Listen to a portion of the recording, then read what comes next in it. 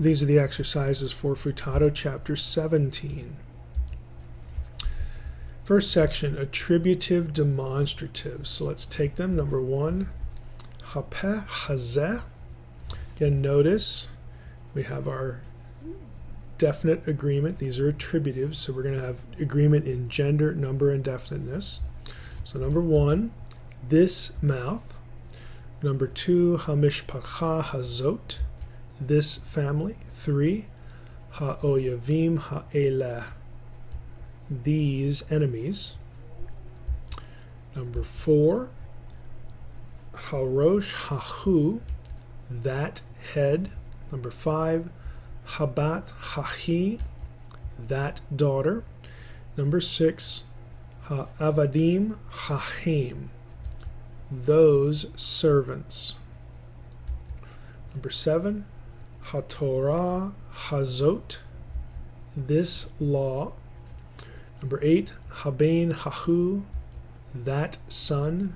Number nine, halechem hazeh, this bread. Number 10, hamilchamot ha'eleh, these battles. Number 11, ha'anashim hatovim hahem. Notice here we have noun, adjective, normal adjective, and then demonstrative.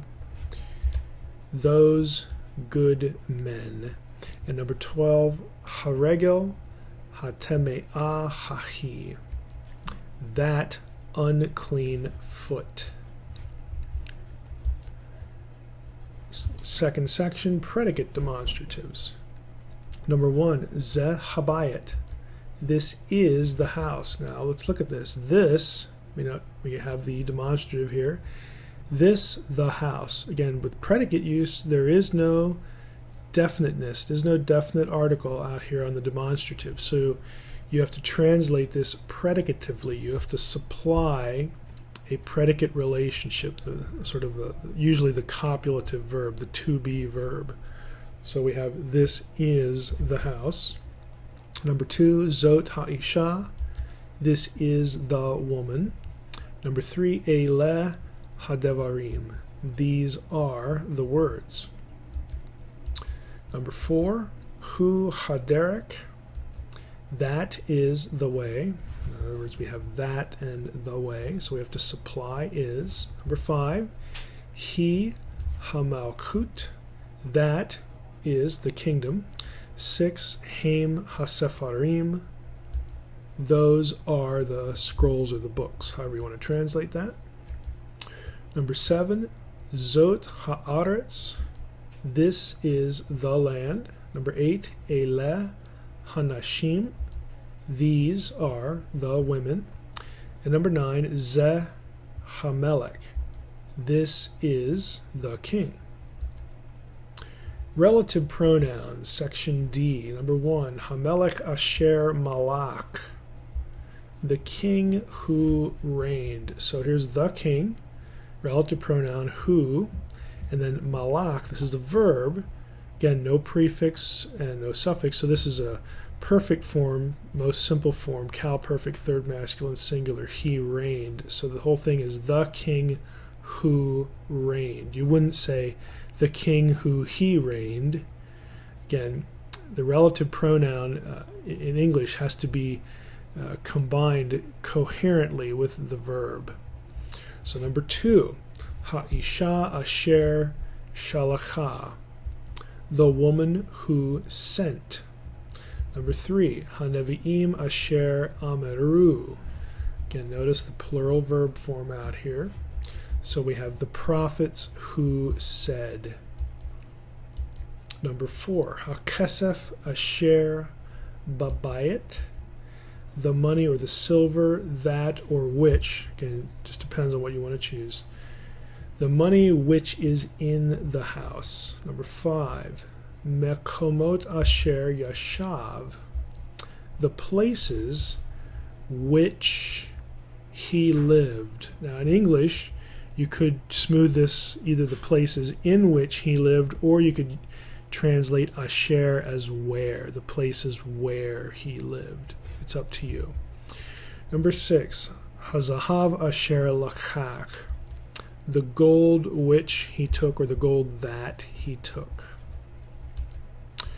Number 7, Zevakim asher al mizbeach, sacrifices, here's our plural noun, which upon the altar, or on the altar. Sacrifices which or that are on the altar. Again, I put which or that in just depending. It would depend really on the precision of your English grammar that you care about in translation, but just so that you know that either one is in theory acceptable.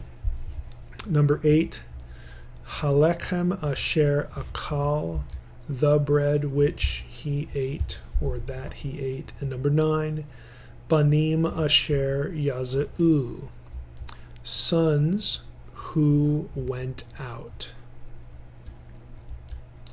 Parsing. Shamartem, is there a prefix? No, that means this must be a perfect, and we've only had the cal so far, so cal perfect. Second masculine plural. Number 2, baniti, is there a prefix? Nope. So we have a perfect, cal perfect, first common singular from bana. Again, the third hay changes to a yod before the suffixed ending. Yipol, a little more difficult. Do we have a prefix? Yes, we do. It's the yod. We don't have a lemma yafal. And we see the dagesh dot in this consonant, second consonant in the form. And that is because a first noon has assimilated. So our lemma is nafal, which would mean the yod here is in fact a prefix. So we have a cal imperfect, third masculine singular from nafal. Number 4, ta'aleh. Do we have a prefix? Yes, we do. Our lemma is Allah. So we have another imperfect, cal imperfect, either third feminine or second masculine singular from Allah. Yiga'u. Do we have a prefix? Carefully. Yes, we do. There's that dagesh where it sort of shouldn't be. Again, when you first learned dageshes. But we know here that if we have this letter, yod could or could not be a prefix. Okay. Do we have yaga in our vocab? That's our first check down. No, we don't. And then we notice the dagesh and we think, okay, that might be an indication of a noon assimilation. So do we have naga in vocabulary? Sure enough, we do. So that means that this is a prefix. And with the U ending, we know it's cal imperfect, third masculine plural from naga. Kalinu, prefix? No. We have a cal perfect then, first common plural from kala. Again, the third hay changes to a yod before the consonantal ending. This should be like breathing to you by this point. More parsing. Katatem, is there a prefix? Nope, that means it's a cal perfect, second masculine plural. The tem ending is a dead giveaway. Egle, do we have a prefix? Yes, we do. We know aleph is a prefix here because gala is our lemma. So we have a cal imperfect, first common singular. Yisa, do we have a prefix? The yod is in fact a prefix. Again, we know that from vocabulary. We don't have yasa as a lemma, and also the dagesh. We think, oh, that might indicate noon assimilation. Do we have nasa as a lemma, verb lemma? Sure we do. That's familiar. So we have a cal imperfect, third masculine singular. Ga'ala, do we have a prefix? No. We know that because our lemma, ga'al, is, again, we've memorized our vocabulary, so we know what that is. And so therefore we have a cal perfect, third feminine singular from ga'al. Translation. Banu ha'av ve'habein et habayet hazeh. Several things here to notice. We have a verb out front that's plural. Banu, there's no prefix, it must be perfect. We only have two consonants, so when we run in that situation, either something has disappeared from the front or the back. And we know bana as a lemma, so third hay, that accounts for the form. So they built, well, who's the subject? Well, it's ha'av and ve'habein. The father and the son built, direct object marker, habayet hazeh, this house. Number 2, lo tegah et Zivki asher al hamizbeach. So we have a negator, and we have a verb form. Tega. Is there a prefix? Yes, there is. The tav here is a prefix, and again, we know that either from vocab or we notice the dagesh, or excuse me, the dot here that shows assimilation from a first noon. Our lemma would be naga, again, to touch. So you will not touch what? Et zivki. We have zavach as our lemma, our vocab form, our noun, and then with a suffix, first common singular suffix. You will not touch my sacrifice, which upon the altar, which is on or upon the altar. Again, we have to supply is here to make sense in English. Number 3, matzati et hakesef asher b'makom hahu. Verb form out front. Is there a prefix? Nope. So that means it's a cal perfect. T tells us it's first common singular. So I found, direct object marker, hakesef, the silver or the money, which we have to supply was b'makom hahu. Okay, we have agreement in gender, number, and definiteness. We have hahu, and then notice here, ba, there's the definite article. So in that place. I found the silver which was in that place. Number 4, kara nevi Adonai bekol gadol. We have kara is our verb form, no prefix, no suffix. That means it's cal perfect, third masculine singular. He called out. But who's the he? Who's the subject? Well, it's Nevi Adonai. The prophet of the Lord called out bekol gadol, with a loud voice, or with a great voice. It's not the loud voice because there's no definite article, but there's still agreement here in definiteness because neither one has the definite article. Number 5, ba'et hahi tidrosh et ha'elohim ha'chaim bechol libecha uvkol nafshecha.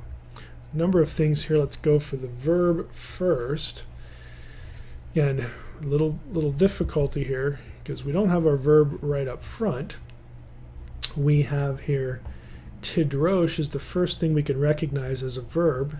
Is there a prefix? Yes, because we know our lemma is darash. We know et Elohim, here's a direct object marker with the direct object, and so on and so forth. So we have here ba'et hahu. Now you'd have to know your vocab here, but 8 is our noun, and then, excuse me, ha-he. 8 is our noun, he is our demonstrative. There's a definite article here, and there's also one here because we have here, this is actually the definite article underneath the preposition bet, but it's not the patak, it's comets because of the guttural right here. So let's put our translation up. At that time is how you would translate this phrase. Again, ba'et hahi. At that time you will seek. Seek what? What's the direct object? Et. You will seek God or gods, but then we have an adjective. Chachayim. Again, we have agreement in gender, number, and definiteness. So the living God or the living gods, but again in context, biblically, this is going to be you will seek the living God. Bekol livka, with all your heart. There's our noun with a suffix, with all your heart. And then there's our conjunction, and with all your soul. Again, the rest of it's pretty much straight vocabulary. Number 6, chazakim avdei hamelech me avdei hakohen. We have here the servants of the king. Okay, avdei, this is a noun and construct. Again, you see the noun and construct, you should be, again, thinking the construct relationship. So the servants of the king, and then kazakim. We don't have a verb here. If you look at this, we don't have a verb. So we have here an adjective, and the adjective is in the predicate relationship. So the servants of the king are strong. Again, translating the adjective predicatively with this noun phrase. The servants of the king are strong, but they are strong from Avdei, the servants, HaKohen, the servants of the priest. And again, in English that's awkward, so we translate are stronger than, because here we have me Avdei. This is the preposition min attached to Avdei, and it converts to me. Again, you have to think back here. It converts to me because normally when min is attached to a noun, the noon will assimilate, but it doesn't assimilate here into a guttural. Rather, it drops, and that leaves the I vowel, the mi from min, will lengthen to indicate, to compensate. It's called compensatory lengthening. Futato mentioned it, but it's a min. Regardless of whether you remember all that stuff, what you have here is you have a noun you know in the plural construct, so avdei, and the only thing that can really be put on the front of a noun is a preposition, and the only preposition you have that begins with mem is the preposition min. So you should be able to deduce what this form is. Preposition min plus the noun plural and construct. And once you know this is min, when you have this adjective out here, you should be thinking, again, comparative use of min. So the servants of the king are stronger than the servants of the priest. That one was a little trickier, but not something that you couldn't get to. Number 7, lo avar ami hakadosh et beriti. So we have negator, avar, here's our verb. Again, we know our vocabulary, so we know this is a verb. Is there a prefix? Nope. Must be a cal perfect then. So ami, that's probably going to be the subject, and we have to incorporate the adjective. So my holy people will not break or will not transgress et beriti, the covenant of me. Here's a noun with a suffix, my covenant. Number 8, ze zehav imenu asher natana ladonah. We have here this. It's not this gold. Again, we don't have, we don't have a situation where we have we have definiteness, because we don't have the definite article on the demonstrative here. So we have this is the gold imeni, the gold of our mother. So here we have a noun. Now watch this. We have a noun, and here's another noun. Noun plus noun, you think construct relationship. And the second noun just happens to have a suffix. So gold of our mother. This is the gold of our mother, which natana, verb form, no prefix, third feminine singular form, that which would make sense because the gold of our mother which she gave to Adonai, the master or the lord of her master, her lord. To, of course, is the preposition, and it has this, you have the patak and then the hatef patak. So because this is a patak, you might be thinking definiteness here, but what this is shava, and it changes to the patak here. If you remember when Futato discussed what happens when two shavas collide, if the second one is a compound, the first one will change to the corresponding vowel form. So we have la Adonai, to her lord or to her master. Really, the suffix makes it definite in terms of its meaning anyway. It's a specific master. But anyway, let's move on. Hebrew Bible excerpts. Ze hayom asher natan Adonai et Sisera beyadika. And again, I took this from the book, so the little footnote I can't show you here, but you can look in Futato's grammar. We have here Ze hayom, this is the day. Again, we don't have a definite article out here on the demonstrative, so we need to translate it predicatively.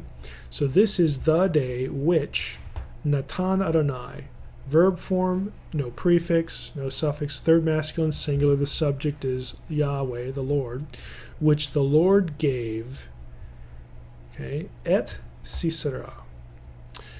Sisera, he gives you that, into Yadaka, into your hand, into the hand of you. This is the day that the Lord gave Sisera into your hand. Now you could, in English, smooth it out to this is the day in which the Lord gave Sisera into your hand. You could even translate this is the day when the Lord gave Sisera into your hand. Again, it just depends on how you want to handle that. Number 2. Bayom hahu karat Adonai et Avram berit. And Avram is with Abram. Again, remember, the direct object marker can also be the preposition et. They're spelled the same. They're homonyms. And he's giving you that here. If he hasn't already given you et as the preposition in your vocab, well, he just did. It means with. So most of the time, though, you're going to see this, it's going to be the direct object marker, but it could be the homonym, the preposition with. So let's go back here. Bayom hahu, in that day or on that day. Karat is a verb, okay, no prefix and no suffix, so third masculine singular, cal perfect. On that day, the Lord cut, and this is a Hebrew idiom, to cut a covenant. We translate it in English usually to make a covenant, but on that day the Lord cut with Abram a covenant. He made a covenant with Abram. That's from Genesis 15. And finally, number 3, Zot beriti asher tishmeru. So we have our demonstrative and then a noun with a suffix. There's our relative pronoun. And then we have a verb form, prefix, yes, right here. We know our lemma is shamar. So we should be able to translate this one very easily. This is my covenant. Again, there's no article out here. So we have to translate this predicatively. This is my covenant which you shall keep, or you will keep. That's the end of the video for the exercises in Futato chapter 17.